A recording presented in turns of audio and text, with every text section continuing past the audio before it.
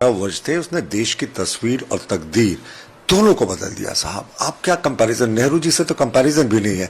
एक नेहरू जी का कार्यकाल था जब 1948 में वो कश्मीर के मुद्दे पे रेफरेंडम के लिए ले गए थे, देश आज भी उसका दंश झेलता है।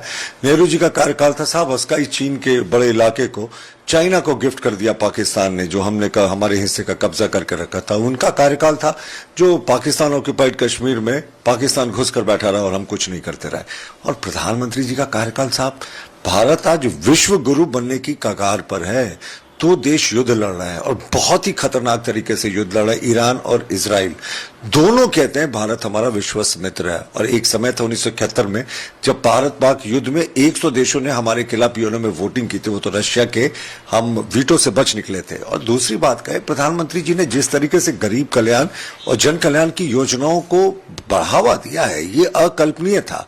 आयुष्मान भारत के देखिएगा 44 करोड़ कार्ड बने हैं, जनधन खाते से 55 करोड़ के आसपास खाते खुले हैं जिससे डायरेक्ट बेनिफिट ट्रांसफर होता है। कहा राजीव गांधी कहते थे सिर्फ 15% जो है वो पैसा पहुंचता है गरीबों तक, और कहा अब 100 का 100% जो केंद्र का जो पैसा है वो गरीबों तक सीधे उनके खाते में पहुंचता है।